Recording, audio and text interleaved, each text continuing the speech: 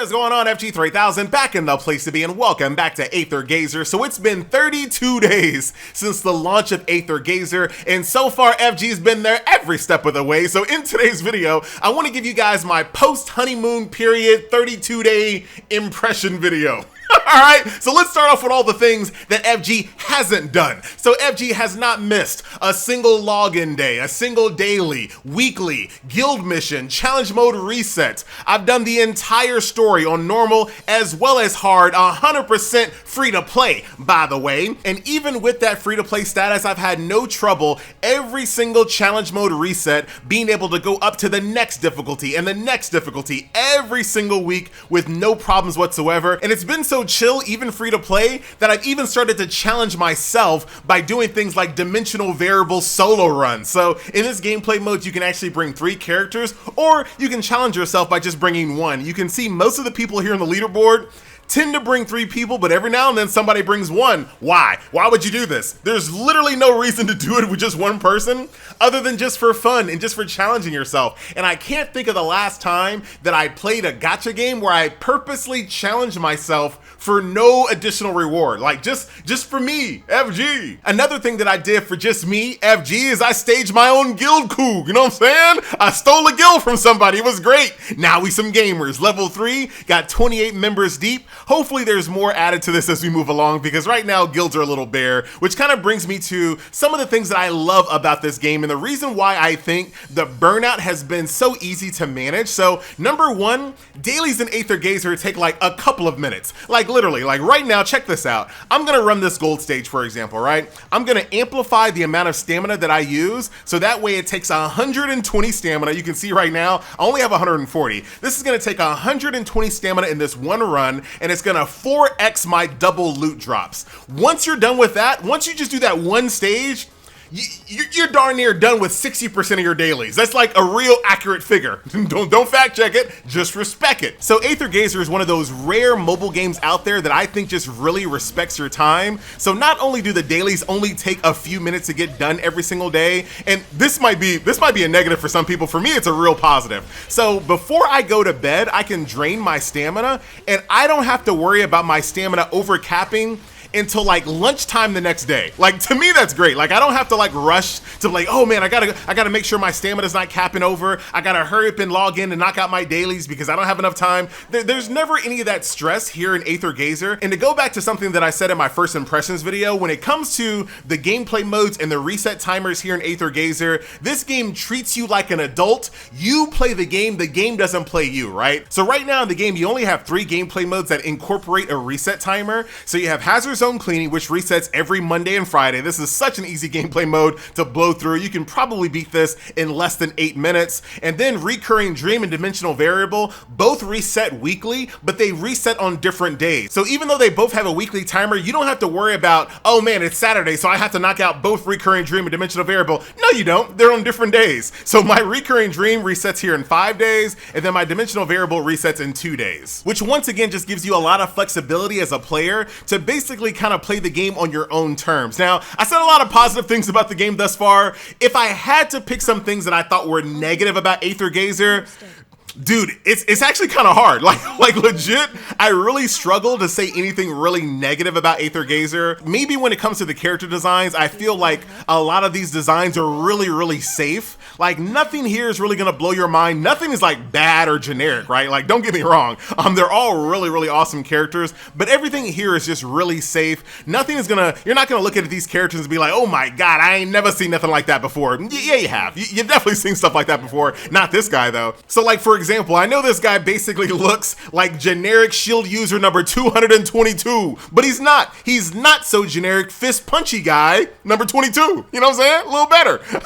But don't get me wrong, right? That's barely a negative in my opinion. Like I like these character designs. I just once again just think they're safe, but I might be eating my words the very next patch because there's some pretty interesting characters being added to the game that I ain't never seen before. So this might not even be on my cons list for very much longer, right? One thing I will say is that I know some people kind of experience, and we'll do a quick stage here. I know some people kind of experience that this game has a little too much visual clutter in combat, and I can totally respect that, like 100%. Sometimes you'll be in the thick of combat and there'll just be so much going on, it's kind of hard to see what's going on YouTube, you know what I'm talking about? There are a few different ways that you can kind of alleviate that. In Dimensional Variable, you can literally run solo, so that eliminates all the visual clutter instantly. Or you can bring 2 ranged companions. That cuts down on it quite a bit. Even just one, right? Like I have 1 melee here with the Osiris, then I have 1 range, and I feel like the visual clutter isn't that bad at all. But if you're the type of person that wants to bring 3 melee units to every single combat scenario, you might run into some visual clutter that might impact your gameplay. So that for sure. So safe character designs, some visual clutter in combat depending on what type of teams that you bring. As far as the guild, we talked about this a little bit earlier. I feel like gacha game companies have been really lazy with guilds as of late. Their idea of a guild is basically a glorified chat room with some weekly missions attached to it. Like, that's literally it. And I don't think that's what a guild should be. Now, this is a temporary negative for Aether Gazer, and it's a negative for a lot of gacha games, right? Aether Gazer is not unique. It's not like everyone else has just amazing guild systems and Aether Gazer dropped the ball. But we do know on the horizon there are some more guild functionalities being added to the game. So hopefully that's a temporary thing. You know, thinking back to a lot of gacha games that we've played, the last time I thought a guild system was actually well implemented was like 7 Deadly Sins. Like, that's how long it's been since I thought there was like a really good guild system in a game. But we know that there's going to be more guild functionality added to Aether Gazer in the future. I'm looking forward to that. So that's one negative today that's not going to be a negative in the future. And then co-op, baby. This game just looks like it's going to be perfect for co-op, where we all just bring 1 character. We don't bring 3. All right, we're not going to do 3, 6, 9, 9 players on the screen. You had to do some quick math there, FG, a little bit. But everybody just brings 1 person. That'd be cool. I haven't actually seen it. I know there's a leak out or something like that where someone's playing Aether Gazer co-op. I haven't even looked at that. You guys know me, man. I'm not the type of person that likes to look too far into the future. If the patching tomorrow, I haven't even read it. I haven't even read it, dude. I shall carry your souls. How pleasing.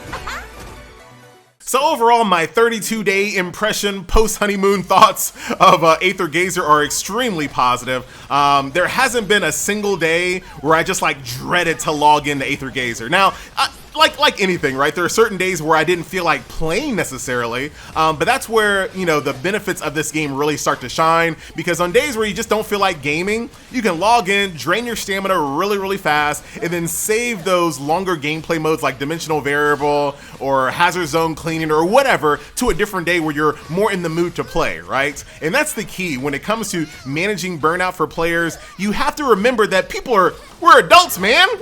You know what I'm saying? We need to be able to kind of manage our gameplay time appropriately. And I think Aether Gazer does give you the ability to be an adult and to manage your gameplay time based on your moods and how much time you have. Now, if you don't feel like playing for a whole week, I mean, Aether Gazer ain't got nothing for you.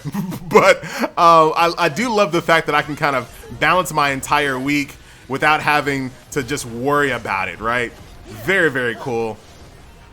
G to the G. So that's Aether Gazer. That's my post-honeymoon period thoughts. I'm going to continue playing the game every single day, looking forward to the new characters, the new events, and it was pretty cool to play a game completely free to play, by the way. And with that being said, all of my dailies are done for the day. Completely done. I got to buy one thing out of the shop. I mean, this is not really a part of the daily, but I do it anyway. Then I just need to use some stars to replenish my stamina, which I just do anyway. Once again, not important for the dailies, but I just do this because I need that stamina, baby. I guess that's another negative thing that's not really negative. I wish I had more resources, baby. I just wish I had more resources.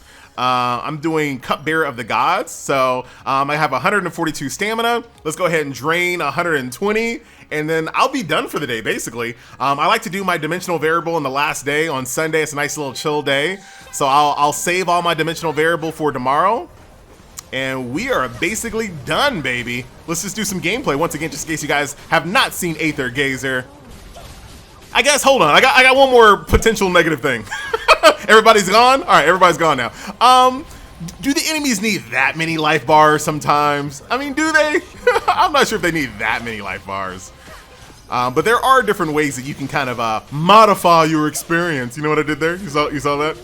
So they're different. Even though an enemy has like a really long life bar, going into modified mode can really make that life bar vanish. So I kind of see both sides, right? Because this boss is going to go down super easy.